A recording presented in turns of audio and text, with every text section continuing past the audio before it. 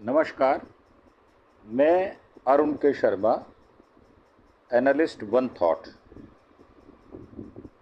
आज बात करेंगे पाकिस्तान के विषय में।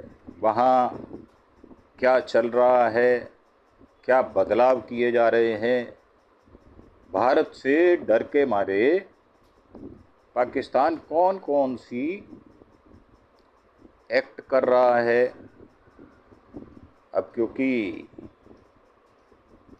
तनाव है सरहदों पर, तो इस बीच उन्होंने अपने आईएसआई चीफ को उससे भी बड़ी जिम्मेदारी दे दी है। यानी उनको पाकिस्तान की एनएसए बना दिया गया है। शहबाज साहब हैं, अब उनका जो सेना है उन पर पूरा कब्जा हो गया इस बदलाव को लेकर। और उन्होंने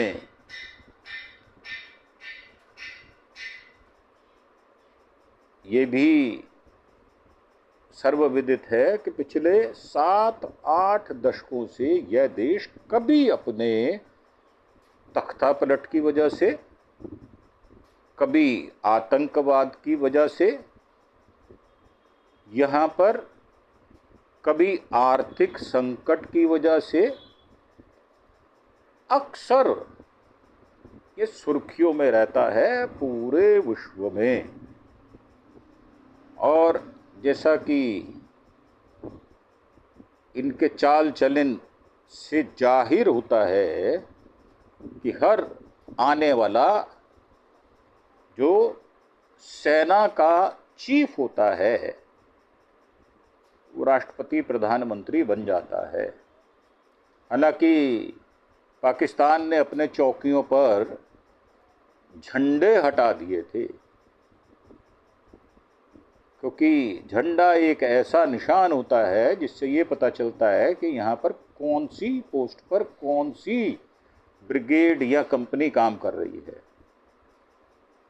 तो उन्होंने डर के मारे उसको हटा दिया था और अब उन्होंने दोबारा से उन झंडों को लगा दिया है। और पहलगाम जो हमला उन्होंने किया, उसके बाद जो लेफ्टिनेंट जनरल असीम मलिक थे उनको राष्ट्रीय सुरक्षा सलाहकार यानी एनएसए बना दिया गया। 2022 में मोईन यूसुफ के इस्तीफे के बाद करीब 3 साल से ये पद खाली पड़ा हुआ था। मलिक का हालांकि अपॉइंटमेंट 2-3 दिन पहले हो गया था, परंतु मीडिया को इसके विषय में जानकारी कल जारी की गई। और भारत ने अपने एनएसए बोर्ड का नए सिरे से गठन किया है। अब इसमें रिसर्च एंड एनालिसिस विंग यानी रॉ के पूर्व प्रमुख अनिल जोशी साहब को इसका नया चेयरमैन बनाया गया है। उधर पाकिस्तान ने इंटरनेशनल बॉर्डर पर चौकियों पर अपने झंडे फिर से लगा दिए हैं। एक दिन पहले हमले के डर से उन्होंने अपनी चौकियों से झंडे हटा लिए थे। और इस बीच पाकिस्तान ने अमेरिका से भी मदद की डिमांड की है। जो शहबाज शरीफ हैं उन्होंने अमेरिका से ये गुहार की है कि भारत पर जिम्मेदारी से पेश आने और बयानबाजी कम करने का दबाव बनाया जाए।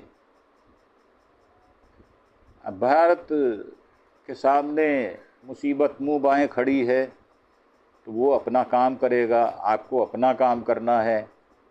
और आपका कोई भारत सरकार के बीच में दखल अंदाजी नहीं है और ना ही हो सकती है। अमेरिकी विदेश मंत्री हैं मार्को रूबियो, नवाज शरीफ साहब, इसने शहबाज शरीफ साहब ने कहा है कि भारत के उकसाने वाले रवैये से क्षेत्रीय हालात बिगड़ सकते हैं। तो शरीफ साहब एक बात बताएं क्या जो आपने पहलगाम का हमला किया जिसमें हमारे 26 जो व्यक्ति हैं वो हलाक हो गए, तो ये उकसाने वाली कार्रवाई नहीं है क्या? और इतने शरीफ आप, इतने सीधे साधे, उग्रवादियों की पीठ पर हाथ रखने वाले, स्वयं उग्रवादी, आपने क्या क्या करके पाकिस्तान की सत्ता को हथियाया है ये पूरा विश्व जानता है। और इसी दौरान जो है रूबियो साहब ने भारतीय विदेश मंत्री जयशंकर साहब से फोन पर बात की है। उन्होंने कहा कि हम आतंकवाद के खिलाफ लड़ाई में भारत के साथ हैं। यानी जो स्पष्ट तौर पर ये सामने आ रहा है कि अमेरिका जो है वो भारत पर इस आतंकवादी हमले के विरोध में कार्रवाई करने के पक्ष में है। अब जो पहलगाम पर कल के 5 बड़े अपडेट्स थे वो आपको दे देते हैं। पाकिस्तानी सेना ने इंटरनेशनल बॉर्डर पर कई पोस्ट खाली कर दिए हैं, मतलब उनको विकेट कर दिया है, झंडे भी हटा लिए थे। अब विदेश मंत्री जयशंकर साहब, NSA अजीत डोभाल साहब, सेना के प्रमुख उपेंद्र द्विवेदी जी ने कल हाई लेवल मीटिंग की जो 1 घंटा चली। NSA बोर्ड को नए सिरे से गठित किया गया है। पूर्व रा चीफ आलोक जोशी साहब को इसका नया चेयरमैन बनाया गया है। राहुल गांधी ने पहलगाम हमले में मारे गए कानपुर के शुभम द्विवेदी की पत्नी ऐशन्या और उनके परिवार के लोगों से मुलाकात की है। भारत ने पाकिस्तान के लिए अपना एयर बेस बंद कर दिया है, मतलब भारत के ऊपर से पाकिस्तानी जहाज नहीं उड़ पाएंगे। 23 मई तक भारतीय एयर स्पेस में उन्होंने रोक लगा दी है। और भी कुछ डेवलपमेंट्स हैं। पाकिस्तान को समुद्र से हमले का खौफ है। ग्वादर पोर्ट की सुरक्षा में 25 जेट उतारे हैं। पाक ने हमले के डर से अपने पश्चिमी ग्वादर पोर्ट की सुरक्षा को कड़ा किया है। स्वाभाविक है, जब आप इस प्रकार की शैतानी करेंगे तो आपको अपनी सुरक्षा पुख्ता करनी पड़ेगी कि हो सकता है भारत उसको नेस्तनाबूद कर दे। पाकिस्तान ने कराची एयरबेस पर 25 चीनी निर्मित J-10C JF-17 फाइटर जेट्स को तैनात कर दिया है। ये जेट्स हमले की स्थिति में चंद मिनटों में रेस्क्यू मिशन पर ग्वादर पोर्ट पहुंच सकते हैं। और पाकिस्तानी इस थ्योरी पर काम कर रहा है कि भारत समुद्र के रास्ते बड़ा हमला कर सकता है और करेगा। आपको पता है इस बात का। अमेरिका से मिले F-16 को कॉम्बैट एयर पेट्रोलिंग में लगाया गया है। इस बीच उत्तर और उत्तर पूर्व में आर्मी और एयरफोर्स के हमले की आशंका से घबराए, थर-थर कांप रहे। पाकिस्तान ने स्मारक रूप से अहम बलूचिस्तान के पसानी, गिलगिट बल्टिस्तान के स्कार्दू और खैबर पख्तूनख्वा के स्वाट एयरबेस को सक्रिय कर दिया गया है। यहाँ जेट्स उड़ान भर रहे हैं। कराची लाहौर से स्कार्दू के लिए नागरिक उड़ानें भी रद्द कर दी गई हैं। और पाकिस्तान ने इंटरनेशनल बॉर्डर पर चौकियों पर दोबारा से झंडे लगा दिए हैं। कठुआ ज़िले के प्रयागयाल में पाकिस्तानी चौकियों पर नए झंडे लगा दिए हैं, चेंज कर दिए हैं। जम्मू कश्मीर में नियंत्रण रेखा यानी LOC पर कई चौकियों से झंडे हटा दिए गए थे। और पाकिस्तान ने लगातार 7वें दिन भी सीज फायर का वायलेशन किया है। ये भी काबिले गौर बात है कि पाकिस्तान छेड़ाछाड़ी से बाज नहीं आ रहा। अपनी कुकर्म जो उनके हैं, नीच कर्म, उससे बाज नहीं आता।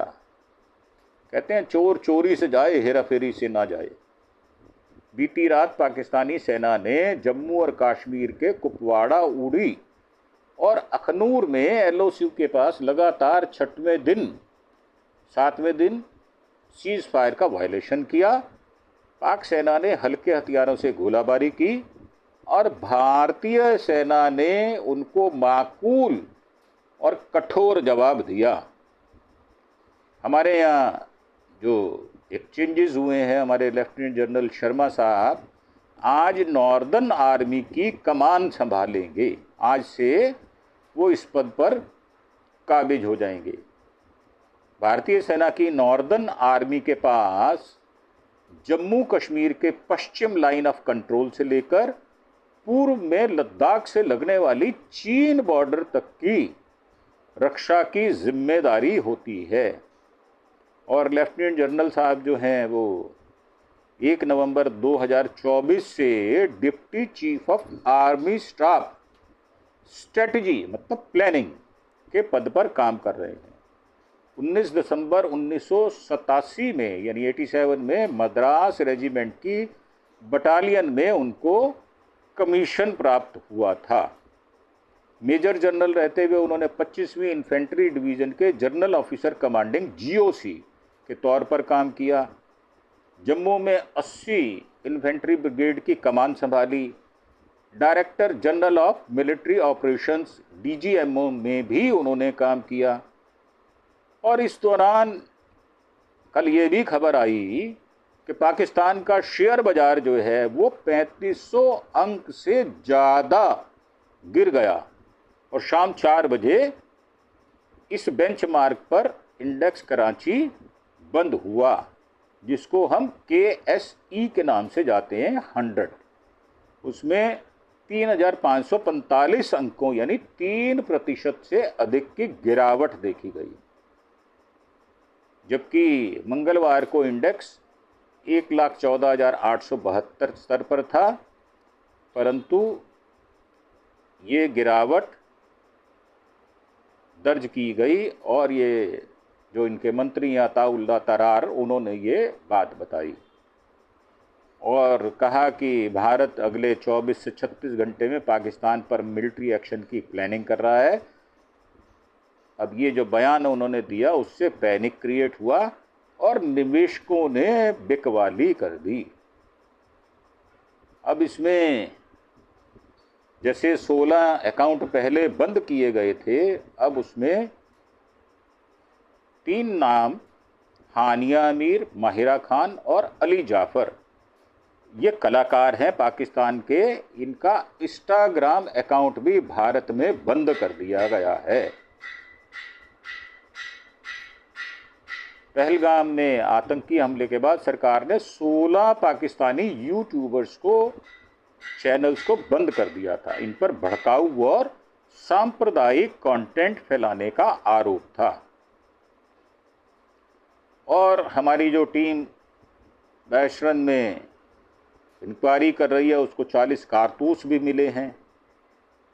जो अटैक की जानकारी कर रही है हमारी NIA और फॉर्सैनिक टीम जो है वो उनके 2 मेंबर्स जांच कर रहे हैं। लोकल पुलिस CRPF की मदद भी ली जा रही है और घने जंगलों में एविडेंस कलेक्ट किए जा रहे हैं। भारत ने पाकिस्तान को चेतावनी भी दी है कि मिलिट्री ऑपरेशन के महानिदेशक ने कल हॉटलाइन पर बातचीत की। पाकिस्तान द्वारा बिना उकसावे के संघर्ष विराम उल्लंघन पर चर्चा की। भारत ने नियंत्रण रेखा पर पाकिस्तानी सेना द्वारा बिना उकसावे के किए जा रहे संघर्ष विराम उल्लंघन के खिलाफ पाकिस्तान को चेतावनी दी है। अब पाकिस्तान के सूचना प्रसारण मंत्री हैं अताउल्लाह तरार, उन्होंने ये कहा कि पाकिस्तान के पास पुख्ता जानकारी है, भारत हमला करेगा। अब जम्मू कश्मीर के जो 14 लोकल आतंकी हैं उनकी फ़ोटो जारी कर दी गई है, उनके नाम जारी कर दिए गए हैं। और हमले के बाद जो बड़े 6 फैसले लिए गए हैं उनके विषय में हम आपको पहले ही बता चुके हैं, जिसमें बाघा बॉर्डर बंद है और SBE के तहत सभी वीज़ा को सस्पेंड कर दिया गया है। आज 1 मई है। आज सभी प्रकार के वीज़ा, सभी प्रकार की चीज़ों को ख़त्म करके पाकिस्तानियों को वापस अपने देश जाना पड़ेगा। ये बात साफ हो चुकी है। ये थी हमारी आज की प्रस्तुति और हमने पाकिस्तान के विषय में आपको काफ़ी पुख्ता जानकारी दी है। जो पाकिस्तान के देश में चल रही है उसके अंतर्गत। इसी के साथ हम आपसे विदा लेंगे और एक रिक्वेस्ट है हमारी कि आप हमारे चैनल अरुण के शर्मा एनालिस्ट वन थॉट को प्लीज़ आप सब्सक्राइब अवश्य करें, ताकि हम आपको नए नए अपडेट्स और देश में होने वाली घटनाओं के बारे में सारी बातें विस्तार से बता सकें। अगर आप हमें सब्सक्राइब करते हैं, सब्सक्रिप्शन का कोई पैसा, आप सब्सक्राइब करें और बेल का बटन भी दबाएं, जिससे आपको नोटिफिकेशन मिलता रहे हमारी जो एपिसोड हैं उसके आने से पहले। और सब्सक्रिप्शन का कोई पैसा नहीं लगता, परंतु इससे हमारे चैनल को मजबूती अवश्य मिलती है। इसी के साथ आपसे विदा लेते हुए धन्यवाद, थैंक यू, जय हिंद, जय भारत।